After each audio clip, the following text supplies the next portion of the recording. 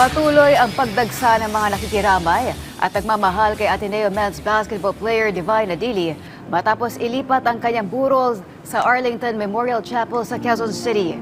Para sa detalye, naritong ulat ni JB Junio.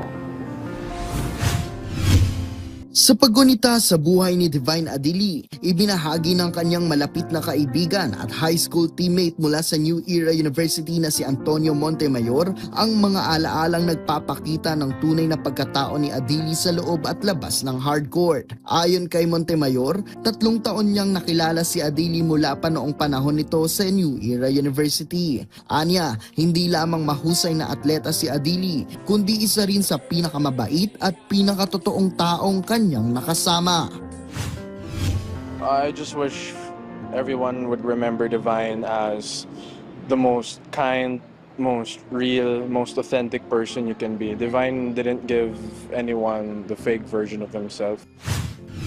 Ibinahagi rin ni Montemayor na sa kabila ng pagsikat ni Adili bilang isang UAAP player, nananatili itong mapagkumbaba at hindi nagbago ang pagkatao. You know, I used to make fun of him for that, pero throughout everything, he stayed the same, exactly the same Divine that landed in the Philippines, that first got accustomed to New Era. He's the same person. He was so humble. Samantala, nagpaabot din ng pasasalamat si Montemayor sa pamilya ni Adili dahil sa pagpapahintulot na magkaroon ng burol na nataon sa mga teammates at kasunod nito, nananawagan din siya sa publiko na magkaisa sa pagluluksa at iwasan ang paghusga sa mga taong naaapektuhan ng trahedya. I just wish everyone was a little bit more lenient towards the community of Divine. The players of Ateneo, the coaches, especially Coach Tab, you know, me being from New Era, I had every right to be mad at Ateneo. I had every right to be mad at the coaches, but I didn't, because, you know, I'm rational to understand that what happened with Divine wasn't warranted. Nobody wanted that to happen. And I just wish people would look past their agad-agad na mga opinions nila, and I just wish they'd all share the same grief and the same level of mourning that we all have for a friend that we lost. Samantala, inaasahan naman ang pagdating sa Pilipinas ni Elias Adili, ama ng yumaong Ateneo student athlete, habang patuloy ang isinasagawang investigasyon kaugnay ng pagpanaw ni Divine at ng kanyang teammate na si Rene Baterbonia sa naganap na drowning incident sa Dipakulaw, Aurora noong nakaraang linggo. Ayon sa ama ni Divine, nakatakda siyang bumiyahe patungo sa Pilipinas upang personal na masubaybayan ang mga pangyayari at makasama ang mga taong nagmamahal sa kanyang anak. Bagaman wala pa umanong nakatakdang petsa ng kanyang pagdating sa bansa. Sa pagpapatuloy ng mga paggunita at panalangin para kay Divine, nananatili sa puso ng kanyang mga kaibigan at pamilya ang alaala ng isang mapagkumbaba, masayahin at tunay na kaibigan na nag-iwan ng malalim na marka sa basketball community. JB Junio para sa Atletang Pilipino, para sa bayan. Samantala, matapos ang trahedyang ikinasawi ng 2 Ateneo basketball players sa isang training camp sa Aurora, ibinahagi rin ng 2 nakaligtas na manlalaro ng Ateneo ang kanilang near-death experience sa naturang trahedya. Para sa detalye, narito ang report ni Justin Ilano.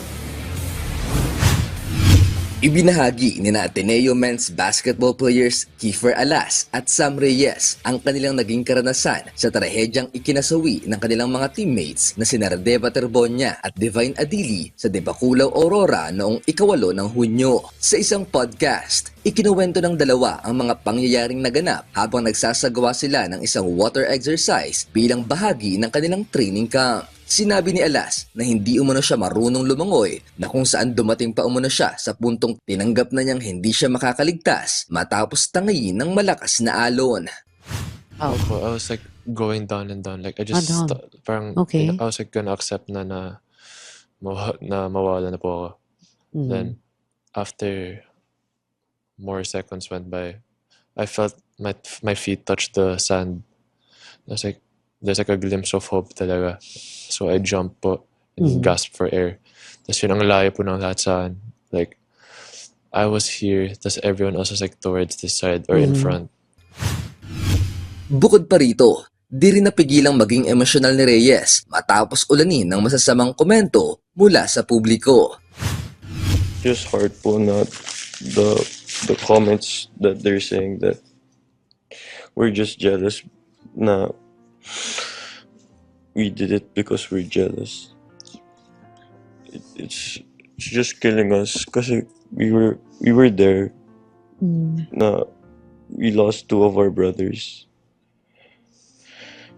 Parang sobrang sakit po kasi na parang nabuhay nga po kami pero parang pinapatay po kami. Sa ngayon, patuloy pa rin ang mga isinasagawang investigasyon ng mga otoridad kaugnay ng insidente na ikinasawi ng 2 atleta. Justine Ilano para sa Atletang Pilipino, para sa Bayan.